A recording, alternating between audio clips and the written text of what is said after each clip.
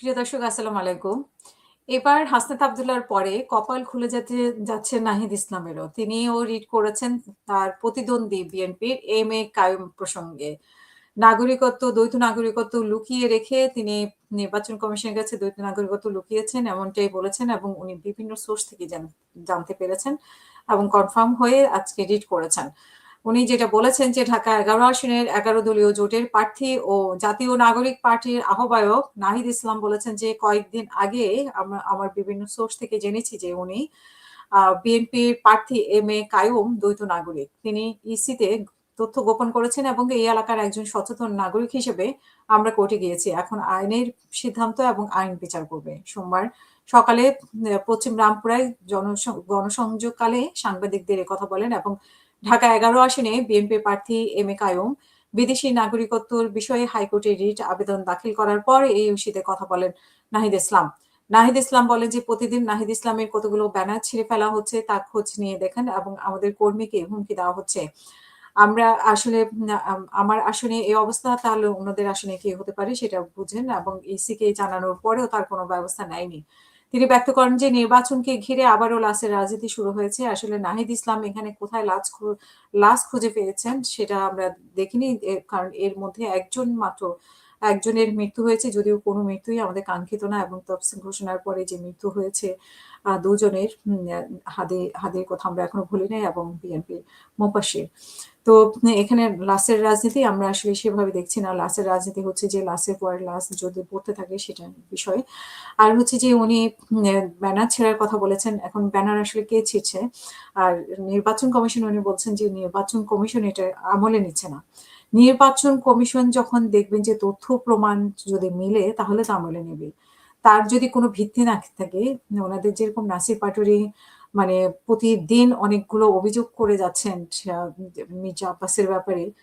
সত্য মিথ্যা বানায় যেটা মানে আমরা দর্শক যারা আমরাই টায়ার্ড হয়ে গেছি এই বিষয়টা দেখে যে সারাক্ষণ মির্জা আব্বাসকে খোঁচানোর বিষয়ে। তো এখন উনারা যদি যে সেরকমই নাসির পাটোয়ারির ডিম ছোঁড়া নিয়ে যেটা বলা হয় যে উনারা নিজেরাই ডিম ছুঁড়ে খোঁচাখুচিতে কাজ হয় নাই, পরে ডিম ছুঁড়ে এরকম একটা সিন ক্রিয়েট করেছে। তো সেখানে নাহিদ ইসলামের ব্যানারও তারা ছিঁড়ে ফেলেছে কিনা সেটাও তো দেখার বিষয়। আর যেহেতু ডক্টর ইউনুস বলেছেই যে উনারা হচ্ছে তাদের নিয়োগকর্তা, মানে এই ছাত্ররাই হচ্ছে নিয়োগকর্তা। এই ছাত্রদের নিয়ে উনি আশাবাদী। এই ছাত্রদের দল হয়েছে, কয়েকজন নির্বাচনে জয়ী আসবে। এখন প্রতিদ্বন্দ্বিতা করার যদি শক্তি না থাকে তাহলে বিনা প্রতিদ্বন্দ্বিতায় তাদেরকে কিভাবে মানে জয়ী করে আনা যায় সেই ব্যবস্থা একের পর এক করা হচ্ছে। হ্যাঁ, আপনারা হয়তো বলবেন আপনি ঋণ খেলাপিকে সাপোর্ট করেন কিনা? অবশ্যই সাপোর্ট করি না। কিন্তু প্রতিদ্বন্দ্বিতা থাকতে হবে। প্রতিদ্বন্দ্বিতা করার মতো সুযোগ মানে থাকা উচিত। সো সেই স্কোপটা রেখে উনারা আসলে বিনা প্রতিদ্বন্দ্বিতায় নির্বাচিত হয়ে আসার কোনো ক্রেডিট নেই। এই সুযোগটা নিতে চাচ্ছেন এবং ডক্টর ইউনূস হয়তো এই সুযোগটা করে দিচ্ছেন মানে একেকজন করে। যেহেতু উনি আশা করছেন যে ওদের হাতে উনি বিশ্ব দিয়ে দিচ্ছেন, ওদের হাতে দেশ দিয়ে দিচ্ছেন। তো ১.৫ বছর আমরা দেখেছি যে ওদের হাতে মানে দেশ, বিশ্ব বা ওদের হাতে দেশ কিভাবে নিরাপদ ছিল এবং তাদের দুর্নীতি হয়নি, করেনি। এরকম যদিও ওরা চ্যালেঞ্জ করে কিন্তু আসলে কতটুকু করেছে, কতটুকু করেনি সেটা নিশ্চয়ই আপনি, আমি, আমরা সবাই জানি। আর আজকে নাহিদ ইসলাম শুনলাম যে সংবিধানের কথা বলছেন। তো সংবিধানে যে দ্বৈত নাগরিকত্ব নেই, সংবিধান অনুযায়ী নির্বাচন হচ্ছেন।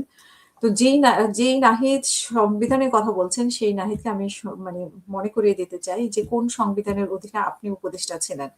সংবিধানের কথাই যদি আসে তাহলে তো এই সরকারই থাকে না, এই নির্বাচনই হয় না। সো উনি আজকে সংবিধানের দোহাই দিয়েছেন এবং যেই সংবিধানকে মুজিববাদের সংবিধানকে উনি কবর রচনাও করতে চেয়েছেন, সেই সংবিধানের উদাহরণ আজকে উনি এম এ কাইয়ুমের ক্ষেত্রে ব্যবহার করছেন। তো সংবিধানের ব্যবহার আপনাদের যখন যেখানে প্রয়োজন হবে সেখানে ব্যবহার করবেন।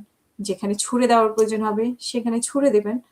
এটা আসলে আপনাদের মানে পুরো বাংলাদেশটা এখন ছেলের হাতের মোয়া হয়ে গেছে আপনাদের এবং ডক্টর ইউনূসের। ডক্টর ইউনূসের এই মোয়াটা কার হাতে তুলে দিবে সেটাই উনি এখন সিদ্ধান্ত নিয়ে রেখেছেন। শুধু কার্যকর করাটা বাকি। ১২ই ফেব্রুয়ারি ডক্টর ইউনূস কিভাবে কার্যকর করেন সেটা আমরা দেখব।